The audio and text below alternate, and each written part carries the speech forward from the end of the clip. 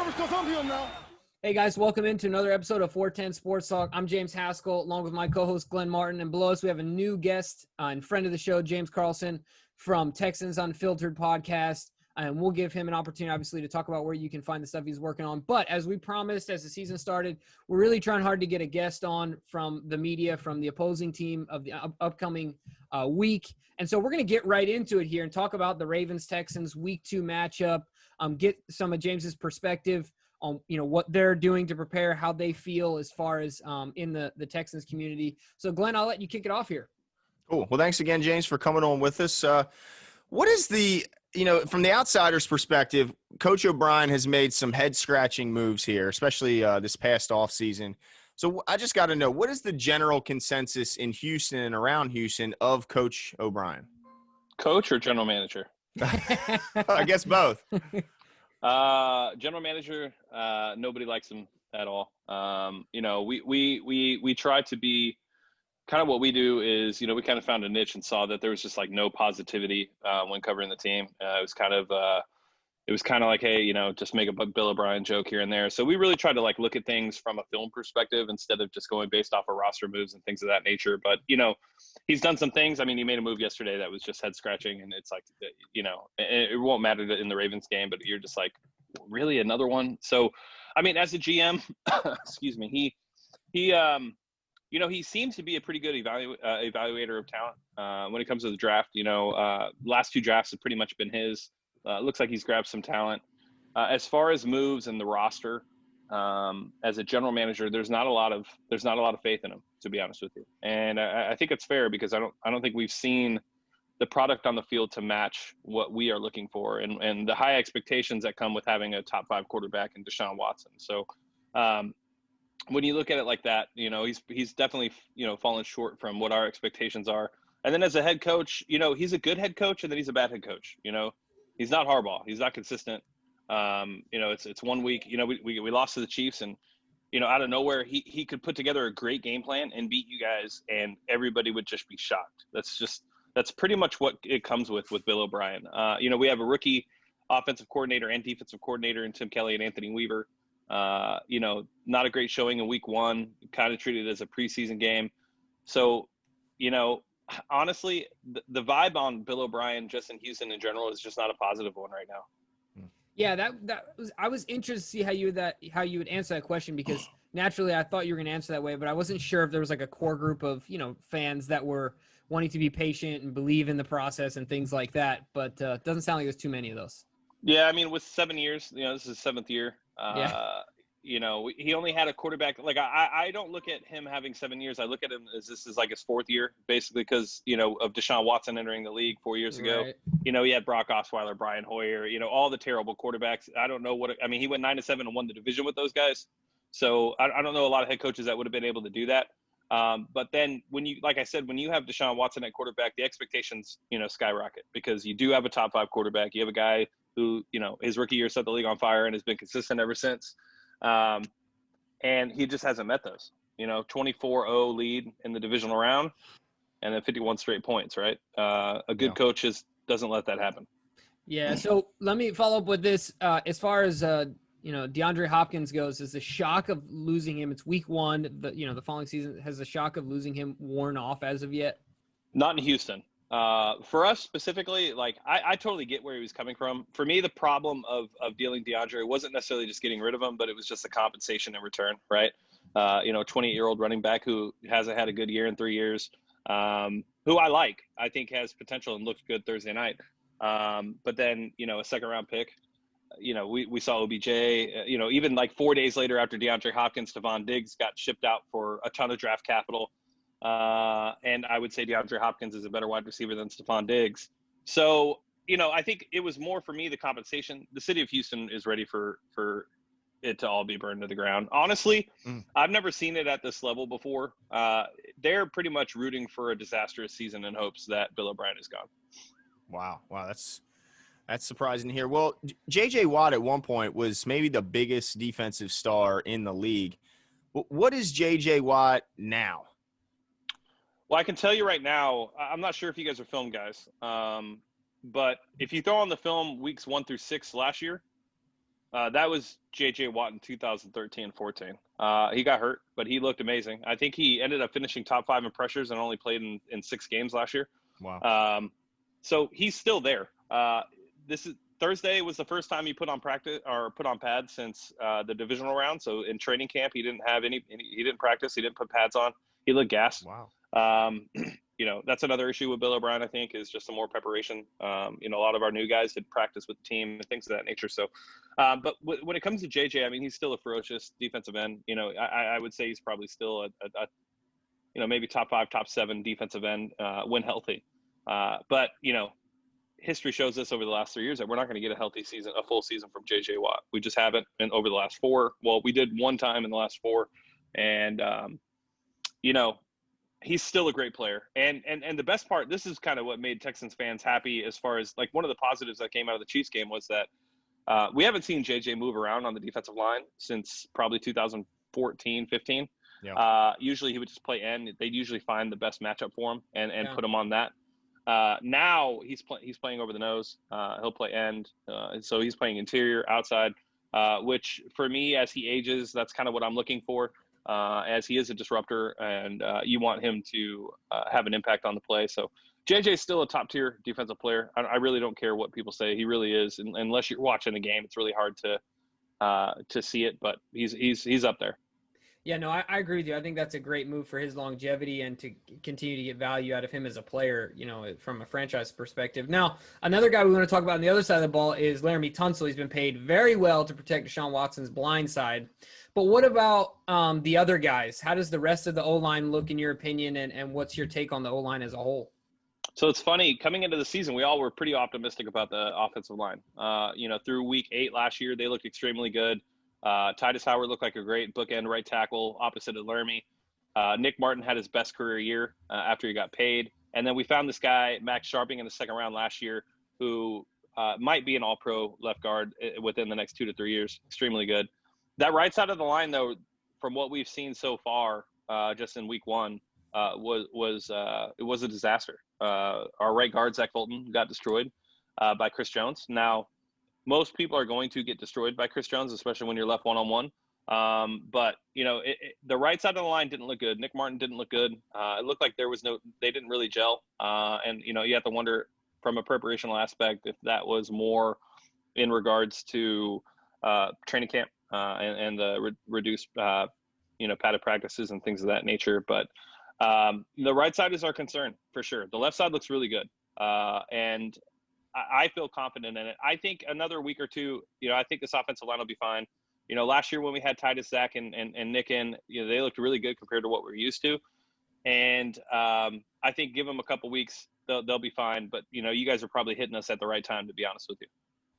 Wow. Okay. Well, David Johnson, the big, the trade piece that came back, he may never get back to the old David Johnson that was, leading the league in scrimmage yards, but I thought he looked okay in his week 1 performance. I wasn't mad about how he looked. What were your thoughts on David Johnson week 1? Yeah, so I mean, I have a relationship with David, so it's very hard for me to be critical of him. He came on our show 2 days after being traded. He's a great dude. He had 14 touches and finished with 73 rushing yards. I think he topped over 100 yards in the passing game and rushing game. He looked spry. He looked really good. He looked really young. The cuts that he were making, very reminiscent of 2016, 2017 on that touchdown run. You can't see much on the broadcast, right? You'd like to see it on the all 22. But if you look at that cut and the vision he had on that run, it was a solid run. He still has that speed to be able to get on the outside. So he looks spry. I think David is going to be a good part. The best part about David for this offense is the fact that we're able to line him up next to Duke Johnson in the backfield. It really kind of, it's kind of a pick or poison offense. If Duke and David are both swinging out, there's only one Patrick McQueen on the Baltimore Ravens. Patrick Queen on the Baltimore. I don't know why I said McQueen. I do the same thing. He does the same thing. Lightning yeah, McQueen? Yeah, he does this. He does the same thing. Good Lord. And then that other linebacker, Toe Mater. No. But Patrick Queen's a great linebacker, but it poses problems when you have two guys coming out of the backfield. You really have to decide, right? And then when you think about the speed on the outside with Brandon Cooks and Will Fuller, if you're playing two safeties deep, then you really are going to have to stick 2 linebackers on David and Duke, and then Deshaun's also creative on the run. So David's really been a surprise. It's great. Is it a fair trade, David, for DeAndre? No, but we're kind of dealt with what we have, and I think David looked good week 1. He's an upgrade over Carlos Hyde, who had over 1,000 yards last year, and I think David will finish the season pretty strong. Yeah, I tell you what, I didn't go back to the snap count as far as that formation, but I did like seeing both of them on the field at the same time and all the possibilities related to that. So that's something that, like you said, you guys have to look forward to, in this season moving forward. So one of the things that I want to talk about, we've talked about the transactions they've made, but when people talk about key losses from last season's roster, they always talk about DeAndre Hopkins, but I think the loss of, the defensive lineman DJ Reader was felt in the Chiefs game. You had a rookie go off for 130 plus in his debut. What are your thoughts on the impact of losing a guy like DJ Reader? Well, I mean, DJ, until he got signed, I don't think really the league knew how good DJ Reader actually is. We watched him develop from a 5th-round pick to, the highest paid nose tackle in the league. Yeah. And, what he does and what he was capable of, in the run game was – and he was developing as a pass rusher too. It's at first I thought it's not going to be too big of a loss. I really like Brandon Dunn. He's an undrafted guy that's been under us for the last 4 years. He's looked solid too. So I thought, okay, maybe there won't be too much of a drop off. And then Clyde Edwards-Helaire just lights us up. I'm not going to put too much on our defensive line. Our linebackers looked just out of place. Zach Cunningham didn't have a great game. He missed a ton of tackles. BMAC looked lost. And he's a great run stopping inside linebacker. So I have to wonder if it's this new scheme with Anthony Weaver. We did a lot of interesting things on defense that I wasn't expecting. And so, PJ Hall came in the second half and looked to kind of slow down the run game. So I think there's still some things that we can do to slow it down. If I was the Ravens, though, I would attack the outside. I wouldn't attack the middle. We don't really have the speed to be able to, take care of the outside. And I think that's where you guys will get most of your yardage. Yeah, I think that was the problem with the Ravens last year was slow linebackers, and they certainly kind of filled that void there in the draft. With Hopkins gone, the pressure in the passing game kind of falls on the shoulders of Fuller as well as Cooks, but certainly Fuller is going to have to step into a bigger role in this offense. If Fuller is able to stay healthy, what do you expect from Fuller this game and this season? Yeah, so, I would assume Marlon Humphrey will probably be on top of Will Fuller, and he'll probably shadow him most of the game. Marlon Humphrey's a really, really good corner. He's kind of like one of those guys that unless you watch the tape, you really don't know how good Marlon Humphrey is. He's not Jalen Ramsey to the national media, but, man, that dude pops out on tape. He's a great corner. But Will Fuller, he's kind of one of those guys too. He's always been hurt, so you really haven't seen a full season of production from him, so you really don't know what he's capable of. A lot of people think of fast when it comes to Will Fuller, but he's probably, one of the better route runners in the league. So when you pair that route running with that 4.30 speed, the ability to be able to, turn on a dime and run your routes in such a crisp form really, is able to get separations once you combine that with the speed. So, I think Will Fuller is he is a number one wide receiver. He's just got to put it together in health. And I think he might, he's really focused on his lower body this year in the off season, added some weight. And he had, I think 11 targets for like 114 yards on Thursday. So he's definitely our number one. It's really about getting the rest of those guys involved in the offense. But I do think Will Fuller could, finish the season with, 1,500 yards, 7-8 TDs. I mean, he's really that good. Texans fans have always been, every year it's, Will Fuller can stay healthy. And he has a connection with Deshaun. He's a really good wide receiver. But it all comes down to health. Yeah, absolutely. So one of the things we wanted to ask you before we kind of turn the page and focus specifically on this game and what your outlook is on it is what did you learn about the Texans, in 2020 from week 1? I learned that they weren't ready. I learned that lack of preparation. I think Bill O'Brien has taken on too much with him being a general manager as well. Leading up to, the 2019 season, he was the play caller. A lot of the issues I felt were that he wasn't delegating. And, so then we enter this season and he delegates the offensive coordinating, but then he takes on the general manager spot. So now he's managing the roster. I think he's just, I don't think he's who he thinks he is. And he's got an ego and he's not willing to let go of that ego. And I learned that this team just wasn't ready. They weren't prepared. They got punched in the mouth. I saw some creativity on offense in the first, couple series. Really, the first half, they looked good. They ran some things that we haven't seen in the past, which was nice. It looked like they mixed things up. But as far as, practice, tackling, conditioning, things of that nature, the team just didn't look as if this was week one, that they had a chip on their shoulder from giving up 51 straight points in the divisional round. And to me, that's what I was looking for. We heard about it all through the offseason. Lonnie Johnson talked about, how he circled it. Justin Reed was doing the same thing. A lot of J.J. Watt, a lot of the players were talking about it. And we've never really heard players talk on our team. That's not normally what we do. So when we started to hear that, it felt good because it was like maybe they actually are taking it, serious, and they're really going to put forth some effort. And then, Thursday night came and the team just didn't look ready, and that all falls on Bill O'Brien. So what I learned was something we've known, but it was just probably amplified a little bit because they looked lost. Deshaun didn't look comfortable. The wide receivers weren't on the same page with Deshaun,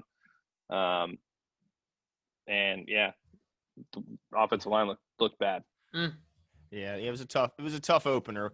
Well, last year the Ravens and Texans matched up, and that didn't go very well for the Texans either. But you mentioned the All-22. I'm sure you watched that game. Is there anything that the Texans can draw from that matchup that might help them this season? No. No. Here's my fear with the Ravens. I think that we're going to go in with the impression that we need to shut down the run. And the only game I watched in full on Sunday was the Ravens Browns game. I'm a big fan of Lamar Jackson. I think he's one of those talents that he's polarizing. He's just so fun to watch. And anytime he's on, you got to. He looks so comfortable as a passer on Sunday compared to what I saw from him last year. The touch that he put on his deep balls was a lot different than what he did last year. It looked as if in the offseason he knew that that's kind of the next step he needed to take in his development. It looked like John Harbaugh knew that he took that next step in his development as they took advantage of all the individual matchups that were, with the Browns. So, I'm hoping that, we don't come in and try to shut down the run. I hope we come in, with an understanding that, this guy can kill us both ways. I think Mark Andrews is probably going to be the guy that likely lights us up. We don't have anybody that can cover him. Dobbins looked like he was just kind of getting rolling there towards the end of the game last week. And it's going to be interesting to see, what his role looks like. And Marquise Brown is, he's a really good wide receiver too, and the speed. So, we took away Tyreek Hill in the Kansas City game. We pretty much took away all the downfield throws. I would expect that we'll be able to do the same, but it's all that underneath stuff that scares me. I don't think we have enough quickness on defense to be able to contain Lamar if he does get out of the pocket. I think those outside zones and stretches are probably going to eat us alive. And any of that option stuff is just, good luck because, our outside linebackers, we have one really good outside linebacker that only plays 18 snaps a game. And we have Whitney Merciless, who just doesn't look like a $57 million man like he was signed to be. So I don't have anything to take away from that game. That was a trash game. The effort was bad. The game plan was bad. You guys just destroyed us and pantsed us on TV. And, it looks like the offense is evolving for Baltimore. It's 1 week, right? So you really can't say that, but the fact that Lamar just looks so comfortable and his mechanics, that was the biggest thing I took away was his mechanics. He looked comfortable with his mechanics. And last year that wasn't the case in my opinion. Yeah, and shout out to Joshua Harris. He's our guy. We have him on often. He's Lamar's quarterback coach, and I know they've been working really hard on that. So it's cool to hear other people. We're always super high on Lamar, but it's cool to hear other people, notice those things as well. But you've I think we probably know the answers to these questions, but I feel obligated to ask anyway. So obviously the schedule makers didn't do the Texans any favors when putting them down against Mahomes and now Jackson the first 2 weeks of the season. But for this matchup specifically, what are your expectations of this game? And then what are the keys to victory for the Texans? I really don't want to be the guy that like buries the team, but I don't see a situation where we can slow you guys down on defense. I think our best option to be able to keep up is just coming out, firing, stop trying to establish the run game, keep you guys on your toes, maybe establish the run by establishing the pass first. Taking some shots downfield, getting Cooks and Fuller on the same page, using Jordan Akins. I think Jordan Akins is a really good tight end that most people don't know. And I think he has the potential to be a really good tight end for this team. I would use Randall Cobb in the middle, especially if we are able to line up. Duke's not playing this week, most likely. So it'll probably be Scotty Phillips or CJ Prosise. I hope they don't abandon the two running back sets. Even if it's just there, it's enough to make the defense think, which is what you want. But I would hope that we can eat up the middle of the field. And Deshaun just kind of takes this chip. Deshaun's always had – I'll say this about Bill O'Brien. We've never had back-to-back goose eggs. We've never had back-to-back performances where like Thursday. We usually don't duplicate that. I can't think in the entire time he's been here that we've ever had that. Usually if we get stomped the next week, it's a totally different game. So, I think I would like to think it's going to be competitive. When I look at your defense and when I look at your offense and the weaknesses, it's just a bad matchup for us on all levels. And I think our offense could do some damage. I do think that, that could be the case, but I wouldn't be surprised if, it's another dud for us. Yeah, that's surprising. Just also, to be honest. And I got to ask one more. What's the kicking game look like? Because I think this was historic in the amount of missed kicks I saw week one. And it makes us in Baltimore feel very lucky to have Justin Tucker kicking field goals. Well, I mean, you guys have had Justin Tucker forever, so you guys should definitely feel very lucky. Yes. Kaimi Fairbairn, anything 50 and above, not his strength. Usually pretty much a surefire. It's usually good, anything below 50. So, and last year, he struggled. We changed our punter. So our holder, was different from who he was used to. So he did struggle a little bit, but he tightened it up and they got it working. I'm not really too worried about the kicking game.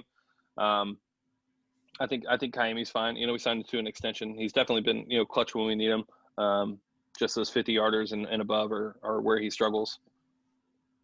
Gotcha. All right. Well, James, thanks for coming on with us. It's going to be a fun week 2 matchup. Hopefully it'll be competitive. Right. But James, why don't you let the fans and the listeners know where they can find you and what you're working on? Yeah, absolutely. You guys can follow me on Twitter at IamYoungAriGold. That's IamYoungAriGold. You can follow my podcast and website on Twitter at HoustonFBPod, and you can go to the website at TexansUnfiltered.com. We do a lot of we kind of stay away from puff pieces and do a lot of film breakdowns and things of that nature. And then you can watch us on YouTube as well at Texans Unfiltered. And yeah, I really appreciate you guys having me on. It should be a fun game, hopefully. And I really like what you guys are doing, so keep it up. And if you guys ever need me in the future, let me know. Absolutely. Appreciate it, man. Have a great evening. Thanks. That's it.